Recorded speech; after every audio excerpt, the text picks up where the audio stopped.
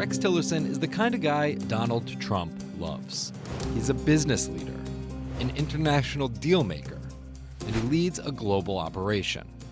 A lifetime oil executive, the 64-year-old Tillerson has spent the last 4 decades at Exxon. He also has no experience working in the public sector, just like a number of people who have been nominated to Trump's cabinet.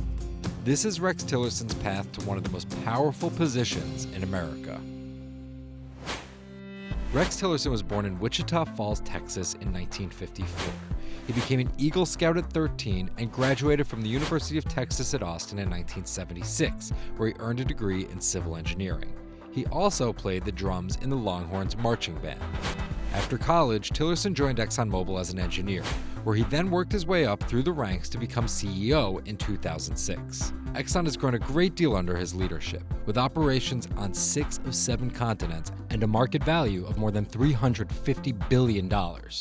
And that's what Donald Trump values above all else. His deal-making qualities, so this is something that Trump emphasized in his own campaign. You know, he's a deal maker. He's a guy who gets things done.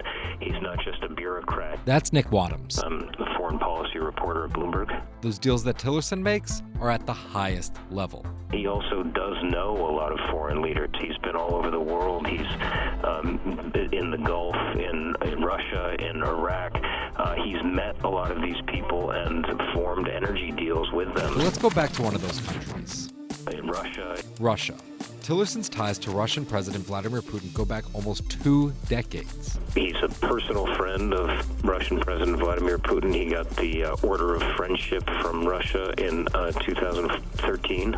Since the 90s, ExxonMobil brokered 2 massive deals with the Russian government to explore for oil. But when Russia annexed Crimea in 2014, the U.S. responded with sanctions against Russia that froze Exxon's Arctic agreement. One of the things we do know unequivocally about Rex Tillerson's track record is that he does not favor sanctions. He believes that they're very difficult to enforce properly and that generally they should not be used. If those sanctions on Russia were lifted, Exxon would likely stand to profit.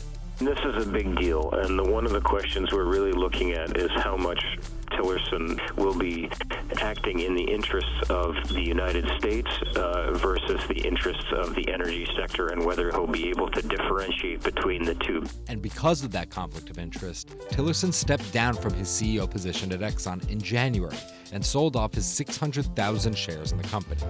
Then there's the question of climate change, where Tillerson is credited for changing Exxon's position to recognize the reality of global warming.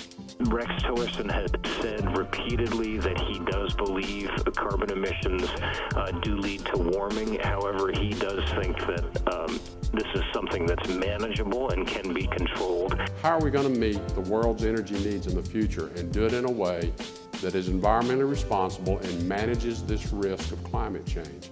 However, some of his critics say that while Exxon acknowledges the dangers of climate change, they fund advocacy groups who underplay it. So with one of the most important roles in Trump's new administration, it all comes down to who influences Tillerson most: his boss, his company, or himself.